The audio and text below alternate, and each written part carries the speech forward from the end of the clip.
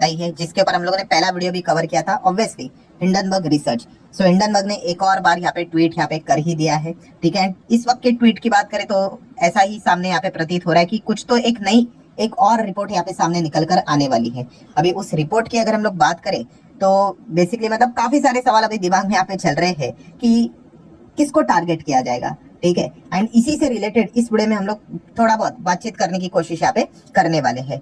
तो सबसे पहले यहाँ पे मैं आपको बताना चाहूंगा, हम लोग पॉसिबिलिटी की बात करने वाले हैं। पॉसिबिलिटी मतलब देखिए, हिंडनबर्ग ने बस इतना ही कहा है कि एक जल्द रिपोर्ट यहाँ पे आने वाली है, ठीक है, बस उतना ही उन्होंने यहाँ पे कहा है। सो जो भी चीजें यहाँ पे हम लोग बात करने वाले हैं, हम हमारे अजम्पशन के हिसाब से बात करने वाले हैं, तो ये डिस्क्लेमर लेकर चलना, ये कोई हिंडनबर्ग ने अपनी ओर से ऑफिशियली अभी तक यहाँ पे नहीं बोला है। एंड अगर आप चाहो तो आप अपनी राय भी कमेंट सेक्शन में यहाँ पे रख सकते हो कि आपको क्या लगता है कि अगर हिंडनबर्ग को अगर यहाँ पे रिसर्च रिपोर्ट निकालनी है किसी कंपनी के खिलाफ, ठीक है, तो वो कौन सी हो सकती है करके, ठीक है, क्योंकि पूरा पॉसिबिलिटी का ही खेल यहाँ पे होता है, ठीक है। इसके पीछे का रीजन क्या हो सकता है, तो वो भी आप चाहो तो कमेंट सेक्शन में बता सकते हो। वैसे तो देखा गया मैं मैक्सिमम कंपनीज को कवर करने की कोशिश करूंगा, और जो भी मैं कंपनी कवर करने की कोशिश करने वाला हूँ भाई, मेरी कोई पर्सनल दुश्मनी नहीं है उनसे रिलेटेड, बट वहां पे अगर देखा गया कभी कभी पॉलिटिकली कोई चीजें हुई थी, कोई प्लस माइनस वाली चीजें, या फिर आपको याद है जब हिंडनबर्ग सबसे पहले जब रिपोर्ट लेके आया था, उसके बाद ओसीसीआरपी की खबर भी आई थी, उसकी रिपोर्ट भी सामने आई थी। जॉर्ज सोरोस की अगर हम लोग बात करें,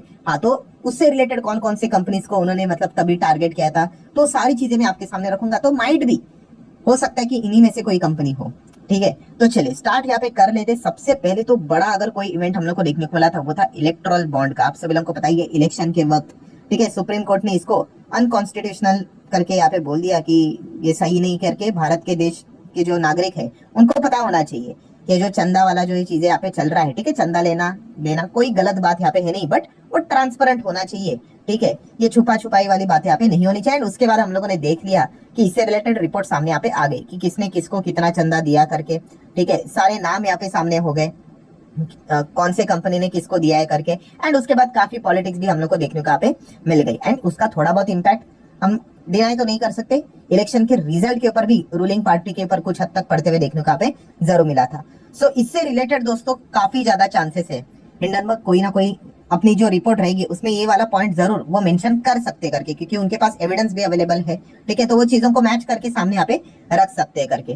देन अगर देखा गया तो इलेक्टोरल बॉन्ड के चलते ही एसबीआई को टारगेट भी किया जा सकता है। जस्ट मैं एक अपने साइड से एक इन्फॉर्मेशन दे रहा हूँ, ठीक है, क्योंकि एसबीआई की बात करें तो सबसे पहले तो उन्होंने बोला था, ठीक है, कि जब सुप्रीम कोर्ट ने बोला कि आप पेश करो करके, लिस्ट पेश करो, तो उन्होंने कहा कि काफी समय लगेगा करके, 3-4 महीने लगेगा करके। सो उन्होंने कहा कि आप फटाफट लिस्ट पेश करो, मतलब मैचिंग बिचिंग करवाने का काम हम करेंगे। और उन्होंने फटाफट यहाँ पे लिस्ट भी पेश की, मैचिंग करके भी यहाँ पे हम लोगों ने बाद में यहाँ पे देख लिया, कुछ चंद मिनटों का एक काम था। मतलब क्या है कि एसबीआई थोड़ा डिले यहाँ पे करते हुए हम लोग को देखने को मिल रहा था, तो क्या पता एसबीआई से रिलेटेड कोई रिपोर्ट निकल कर आ जाए, ठीक है, जस्ट पॉसिबिलिटी कह रहा हूँ। देन अगर देखा गया तो एलआईसी, इसका भी नाम सामने आ सकता है। अभी आप बोलोगे ऐसा क्यों, तो 2 रीजन है। सबसे पहले अगर हम लोग बात करें तो एलआईसी आप सभी लोगों को पता है सरकारी कंपनी, सरकार के कंट्रोल में रहता है, और एलआईसी काफी बड़ा हेवी इन्वेस्टर भी है, ठीक है। काफी सारे कंपनीज में अगर आप देखोगे तो एलआईसी हम लोग को ऐसा देखने को मिल जाता है कि फॉरेन इंस्टीट्यूशनल इन्वेस्टर एग्जिट कर रहे हैं, बाकी म्यूचुअल फंड वाले भी एग्जिट कर रहे हैं, बट एलआईसी वहां पे निवेश करते ही जा रहा है, ठीक है।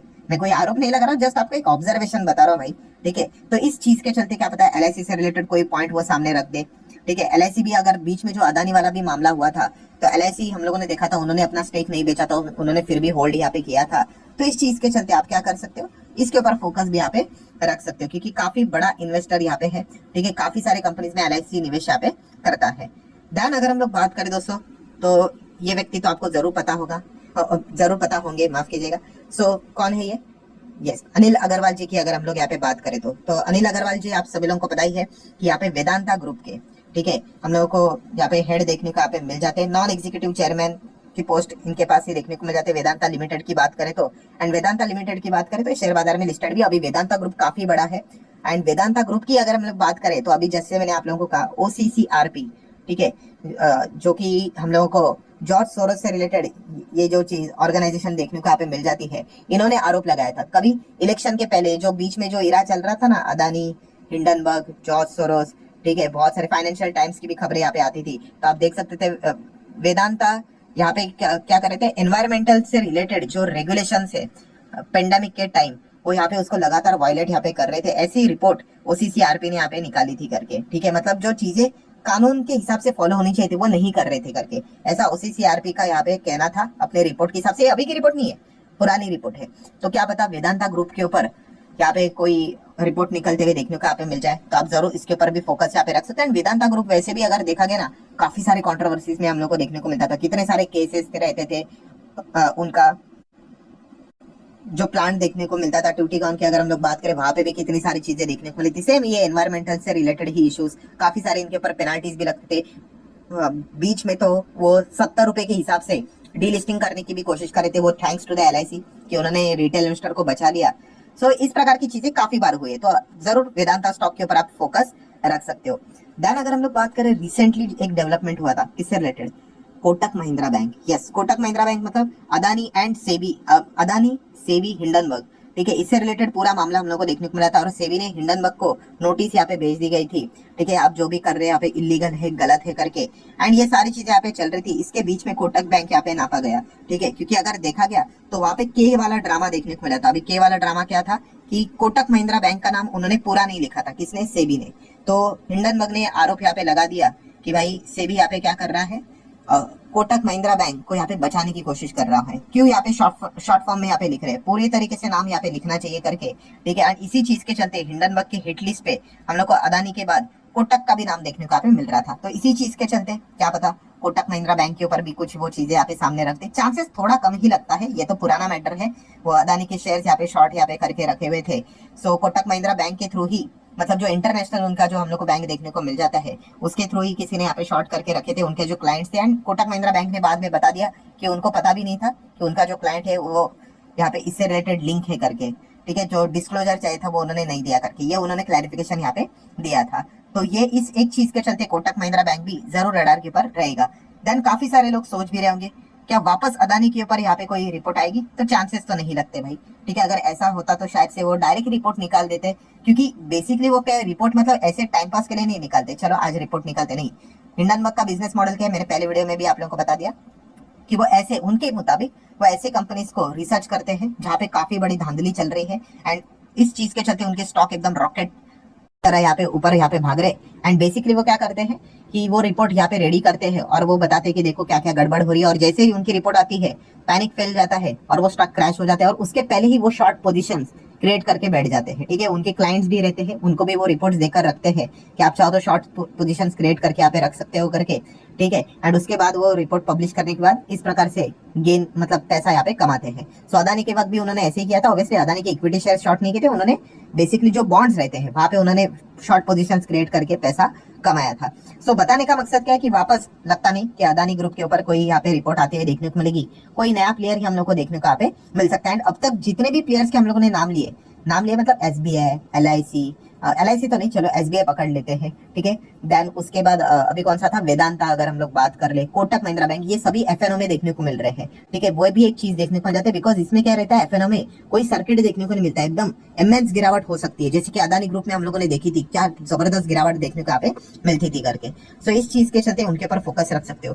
देन अगर हम लोग बात करेंगे दोस्तों तो सरकारी कंपनियां, यस, PSU स्टॉक्स के ऊपर भी हम कह सकते हैं यहाँ पे कोई ना कोई रिपोर्ट निकल सकती है करके। क्यों, क्योंकि PSU स्टॉक काफी ज्यादा हम लोग को भागते हुए देखने को यहाँ पे मिल रहे हैं। कुछ कंपनीज देखो वैलिड है, वो भाग रहे, समझ में यहाँ पे आ जाता है, बट कुछ कंपनियां तो मतलब बोलते हैं ना, बस यहाँ पे तुम भाग रहे तो चलो हम भी भाग लेंगे। तो ऐसी चीजें भी देखने को मिल रही, तो क्या पता उससे रिलेटेड कोई रिपोर्ट निकल कर आ जाए, ठीक है। देन अगर हम लोगों ने देखा है काफी सारे ऐसे PSU कंपनीज है जहाँ पे LIC का स्टेक हम लोग को देखने को मिल जाता है, बढ़ते हुए देखने को मिल रहा है। तो LIC जब खरीदता है तो उससे भी चीजें भागते हुए देखने को मिल जाती है। तो ये पॉसिबिलिटी जस्ट मैं आप लोगों को यहाँ पे बता रहा हूँ, तो ये भी एक पॉइंट हम लोग को शायद से देखने को यहाँ पे मिल जाए। देन अगर हम लोग बात करें दोस्तों इलेक्शन के टाइम काफी सारी चीजें हम लोग को इधर उधर होते हुए देखने को मिल जाती है। इलेक्शन तो खत्म हो गया, इलेक्शन के रिजल्ट भी सामने यहाँ पे आ गए, NDA की सरकार तीसरी बार भी यहाँ पे बनते हुए देखने को मिली। बट इलेक्शन के टाइम हम लोगों ने देखा था कि एक बहुत बड़ा बिजनेसमैन हम कह सकते हैं, इंडस्ट्रियलिस्ट हम लोग यहाँ पे कह सकते हैं, जो कि कांग्रेस में थे, ठीक है, नवीन जिंदाल की अगर हम लोग बात करें तो उन्होंने क्या कर दिया, एकदम आखिरी क्षण पे बीजेपी यहाँ पे ज्वाइन कर ली। और नवीन जिंदाल की अगर हम लोग बात करें तो आप सभी लोग होता है उनकी एक बहुत बड़ी company JSPL, Jindal steel and power, ये शेयर बाजार में है, ठीक है। तो आप इसके ऊपर फोकस रख सकते हो, क्या पता इससे रिलेटेड कोई उनकी खबर आ जाए। देन अगर हम लोग बात करें तो JSW ग्रुप, इसके ऊपर भी आप फोकस रख सकते हो, क्योंकि देखा गया तो जिंदाल ग्रुप के ही ये ब्रदर्स हम लोग को देखने को मिल जाते हैं, उन्हीं से रिलेटेड ये कंपनियां हैं। JSPL की बात करें, JSW ग्रुप की बात करें, तो उनके ऊपर भी आप फोकस बना के रख सकते हो। देन रिलायंस इंडस्ट्री, चांसेस तो कम लगते हैं बट फिर भी रिलायंस के ऊपर भी फोकस आप रख सकते हो, एकदम पावरफुल व्यक्ति आप सभी लोगों को पता ही है। देन रिलायंस के साथ साथ आप एयरटेल के ऊपर भी फोकस रख सकते हो, बिकॉज देखा गया तो अभी टैरिफ से रिलेटेड चीज नहीं भाई, इलेक्ट्रल बॉन्ड में इनका भी नाम काफी बार हम लोग को देखने को यहाँ पे मिला था, ठीक है। वैसे तो काफी प्लेयर्स के नाम थे।